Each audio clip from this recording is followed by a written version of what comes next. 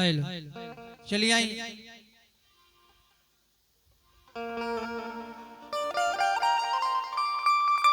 सुदामा कृष्ण से कहत रे हाँ का कहत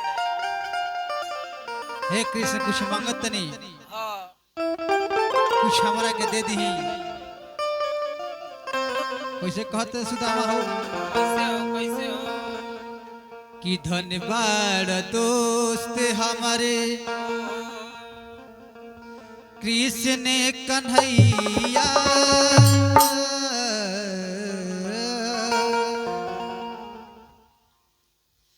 कि धन्यवाद दोस्त हमारे अरे कृष्ण कन्हैया अरे डूब से बचा लिहला दोस्ती के नैया। धन्यवाद दोस्त हमारे कृष्ण कन्हैया डूब से बचा लिहला दोस्ती के नैया। धन्यवाद दोस्त हमारे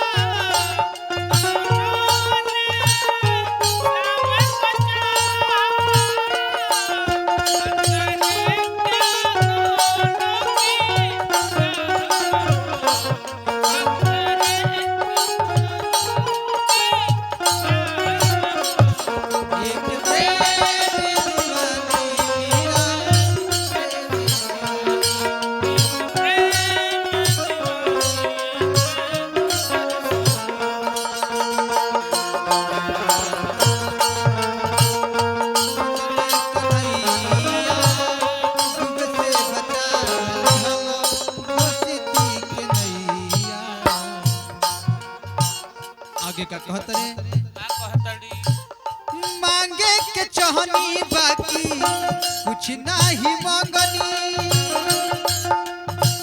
खाली हाथ भेज दिहला कुछ नहीं कहनी।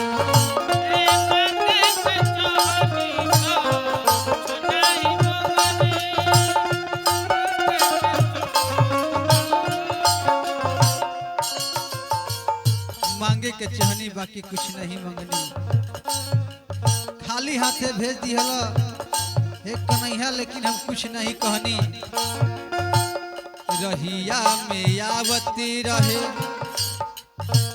रहिया में आवती रहे बहुते रोइया डूब से बचा लिहला दोस्ती के नैया।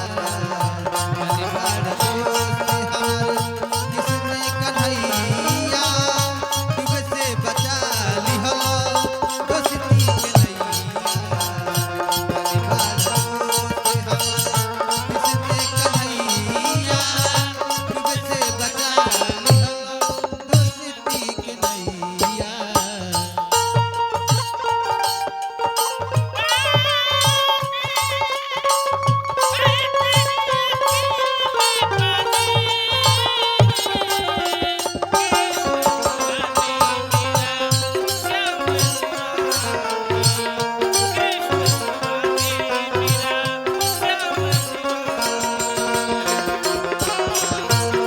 बदर हा बदर हा बदर हा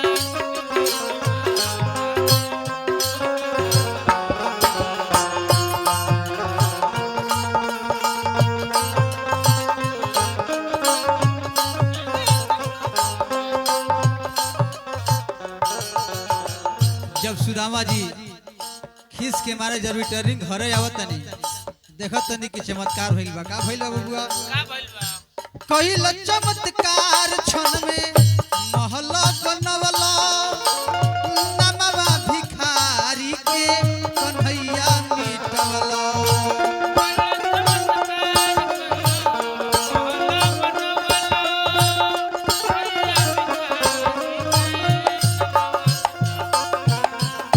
कहिल चमत्कार क्षण में अरे महल बनवला नमवा भिखारी के कन्हैया मिटवला।